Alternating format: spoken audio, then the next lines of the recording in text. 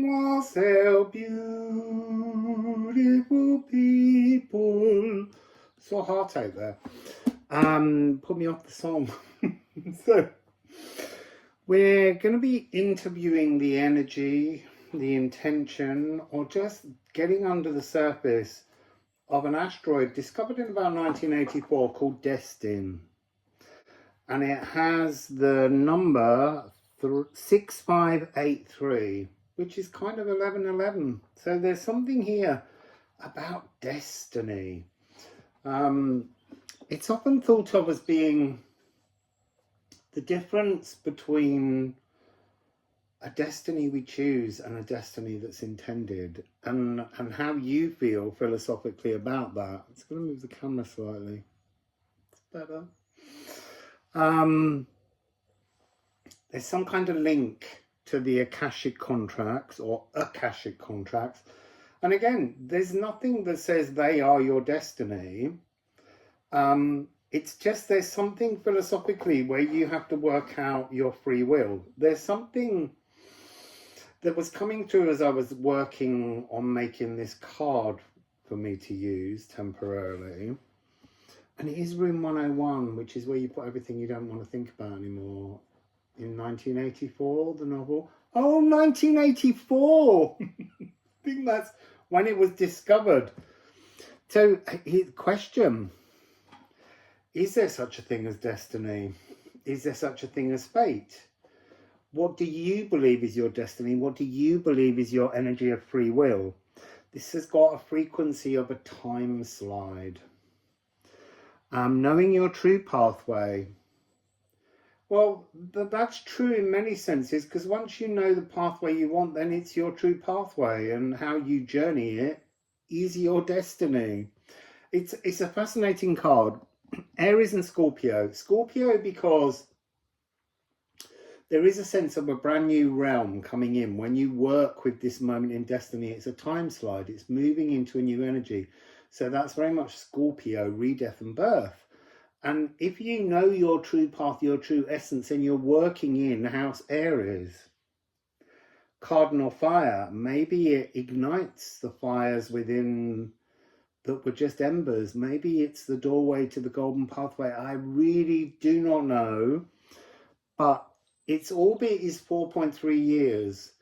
And the reason we're bringing Destinn up is because today, the 20th of October, Destinn, Pallas Athena, who we interviewed yesterday, and Lilith, and it's not dark moon Lilith as such, are in a cluster around 13 and 14 degrees of Sagittarius, and they're relevant to the energy because there's kind of a movement in conjunction until the 7th, particularly between Destinn and Pallas Athena, who will arrive on the 7th at 2 degrees 37 minutes of Capricorn. So we're gonna look at Destinn's energy. There's very little known about Destinn.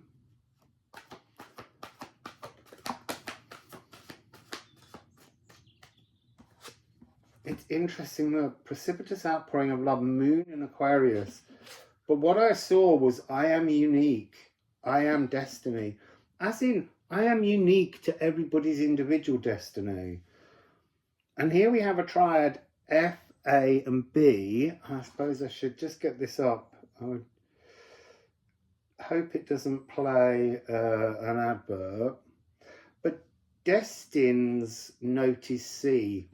Re-earthing, re-anchoring, bringing us back into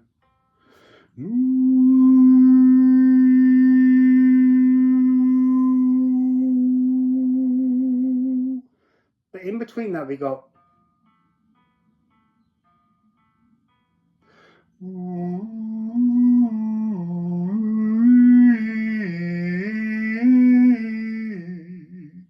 so that's F of Saturn. So there's a connection here. Oh, we are dealing with heading towards this precipitous outpouring. I want to say, I feel like I just need to put down, there's some little prophecy things going on within this story. Moon in Aquarius. Aquarius is the personified energy of Ganymede. Ganymede was a Trojan prince, I think, who was kidnapped by Zeus or Jupiter and made to be his cupbearer, but also supposedly his lover.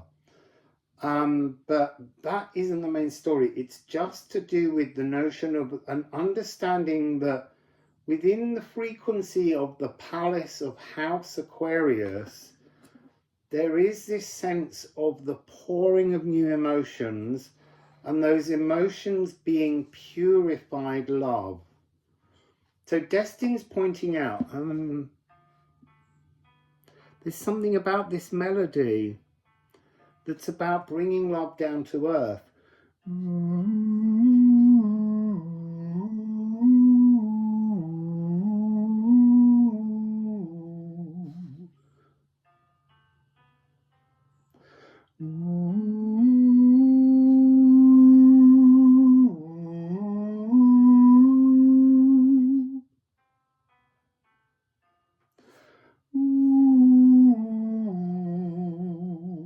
There's something in amongst the notes, F, A, B, and C.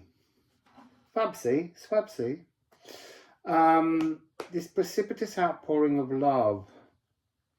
Objective visionary. That's almost Destinn talking to you. Be your own objective visionary. Make your own choices.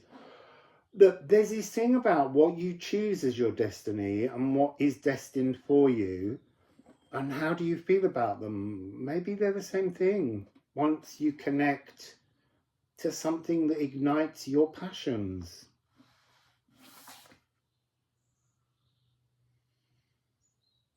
Appreciating the absence of nonsense. So there's something here about clarity. And that's really somehow what Destinn seems to be doing in this little trio of conjunction energies that's moving through. It's our Pallas Athena's job is to bring a destiny towards those that are clouded, those that cannot see past the mountain. And that's us too.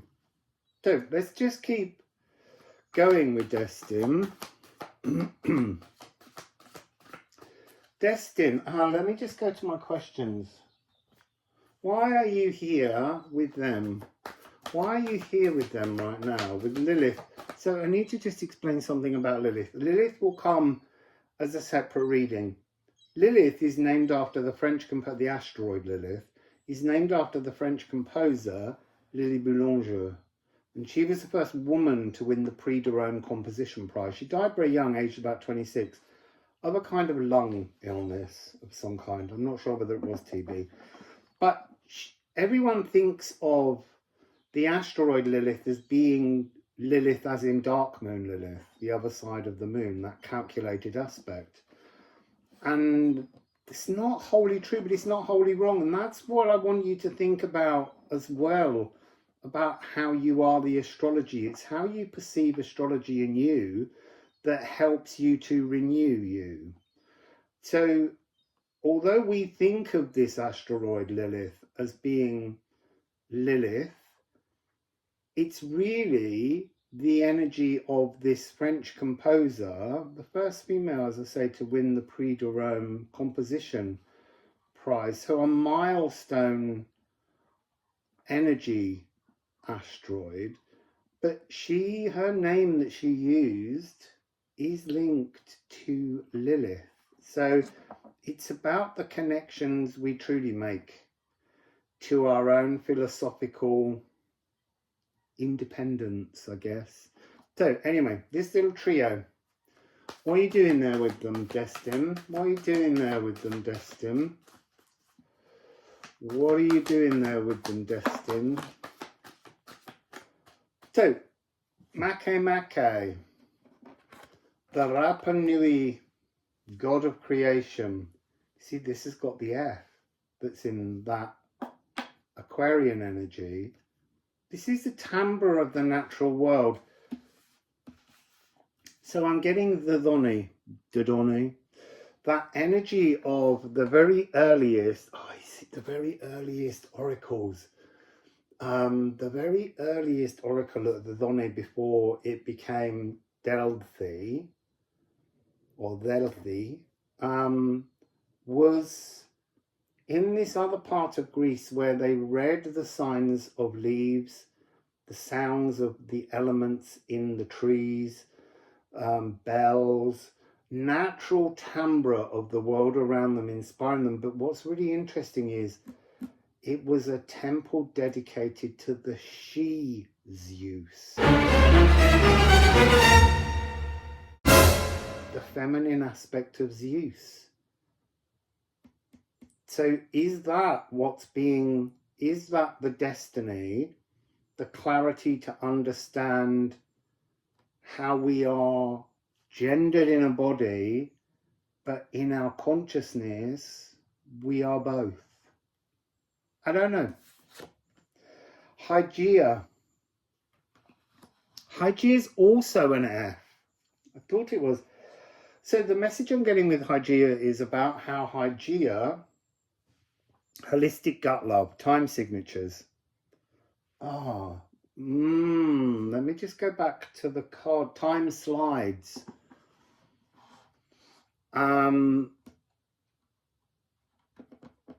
This is about being caught in time. It's got Aries again.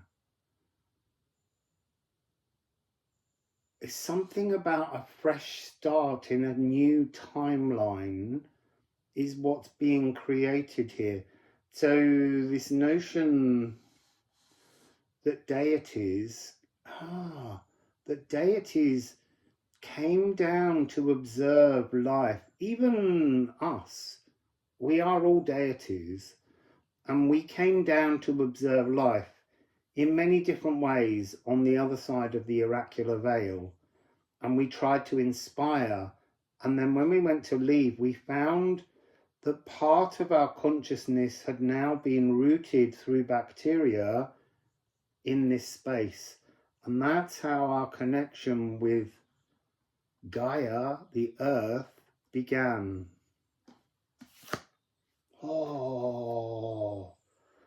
Here it is. Poimanda.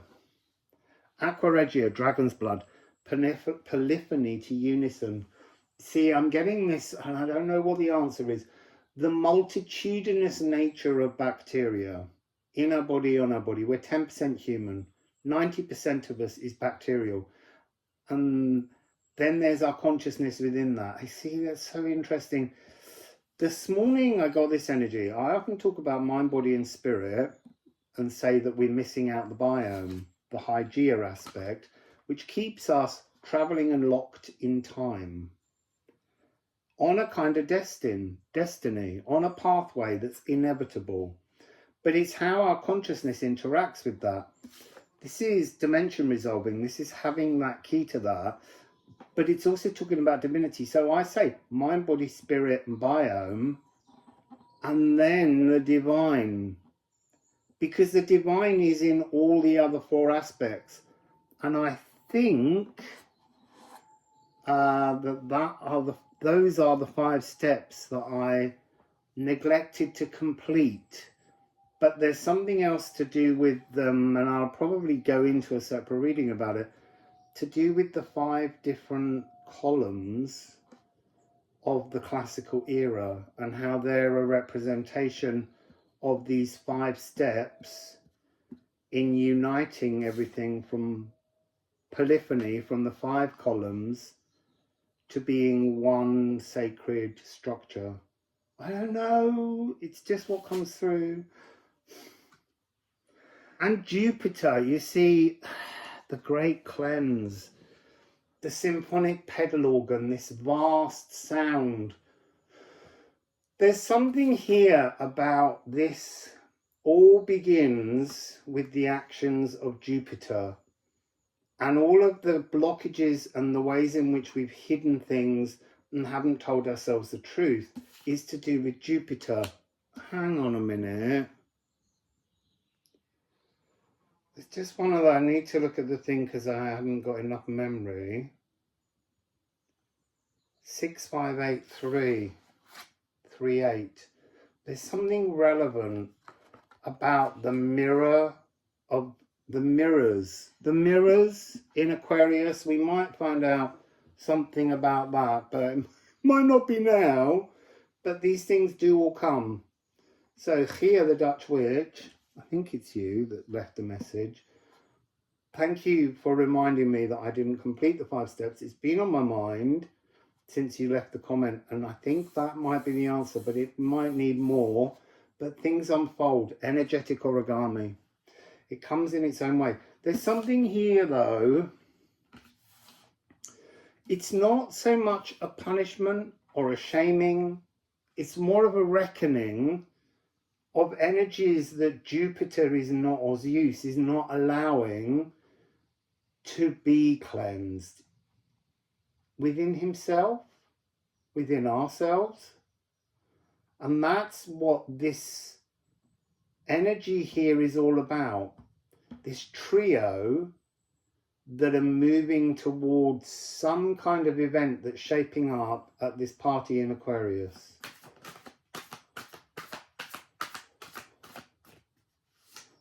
That's so interesting. This card came through linked, it came in as the Hanged Man. And the Hanged Man is this frequency that we misunderstand. We always go getting a different perspective on things. Yes, in some ways it is, but that's in a very naive form. The truth of the Hanged Man is our higher divine self waiting for us to connect to it. But you don't connect by reaching up, because that's the earthbound Roman, as we're calling it, ancestry, trying to seek to walk past the mountains somehow, to climb to the top of the mountain, and then to reach to the heaven. This is about the Greek energy of already residing high up on Mount Olympus, and in a divine aspect, reaching down and filling our temple, our meat vessel of bones. And then we also have down here 67 and 12. I'm going to put them that way around so as I hold them at the bottom you can see all the numbers. This is the flow of the future. This is the sleepy storerooms. It's got a lovely line, the astral rivers of the dream realms pour once more. That's exactly it.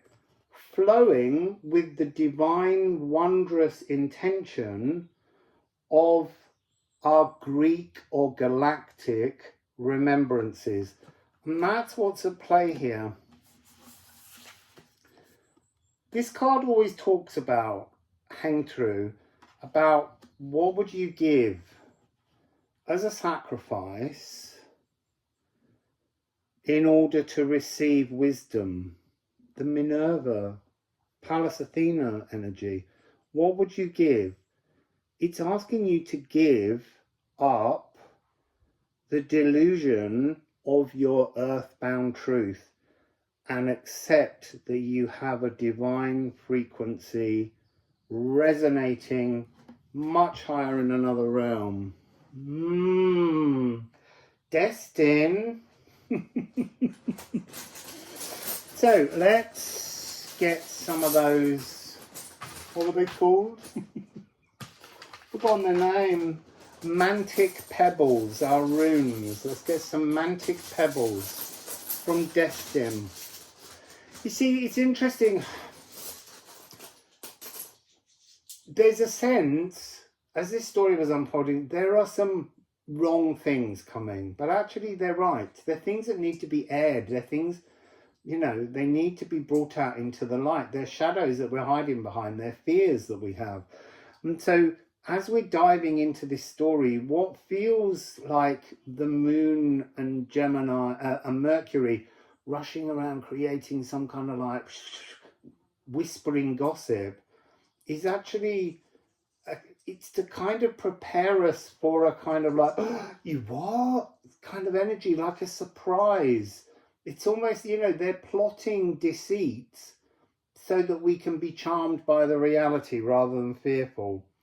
So here we have 13, which is Yao, and this is 1313. This means there's divine inspiration. It's like a spider, it's like Arachne hanging on a thread. Did I finish telling that story? I don't think I did. Yesterday's tale was all about Minerva, and in the end they were doing, I just told you what they were doing. That's the thing. So the end, what their different weaving was in their competition. But basically Arachne is the better weaver. And it so incensed Pallas Athena, she turned her into a spider because they weave. So that's what I feel like. It feels like we're all stuck in a kind of Arachne thing. And then this energy, these 5 columns are coming along to bring us our coming down from on high, coming in conjoined with our higher divine self and inhabiting our body. And then somehow then we can change, transform from the spider weaver to the future diviner is what's coming through. You divine your own future. Here's the moon, Mona. You are your emotions. Recognize that you are your emotions. Good or bad, you are your emotions. And then we have Vane, 56. 56. Oh, look at that. So there are mirrors, false mirrors. Look in the true mirror. Excuse me. Look in the true mirror. Truly see who you are. So this is this number here, 3856. If you switch them around, 5683, that is the coded number for Destinn. That's amazing. So, I'm a bit blown away by that magic, that it's all here. So, Destinn, true fate. True fate. How do you define your true fate? And this new time slide realm is the crucial chord moving forwards. So, just going to go back and just ask one other question, which I like at the end. I mean, there's 2. Any tips for your fans out there? But I don't know that Destinn has fans in the same way. What makes you happy, Destinn? What makes you happy, Destinn? What makes you happy? I've got to sit on my legs again. A bit uncomfortable. Oh. So, what makes you happy, Destinn? 2. Static needs, 12. Oh, look at that. At night, the inner troll, how we troll ourselves. That was a reading the other day. And this is life force blocked. That's our earthbound Roman ancestry frequency of our bloodline rolling down. This is Egil Shamir has got this energy of being ancestral protection, or recently it came as the ancestral keys. Once you can understand ancestral behaviors, you're given a key, and then here's the beautiful ending to it, to unlock your life force. It's not blocked anymore. Seek your destiny by unlocking and releasing ancestral coded blockages, and that's Destinn's message to us. I love these. So have a beautiful day.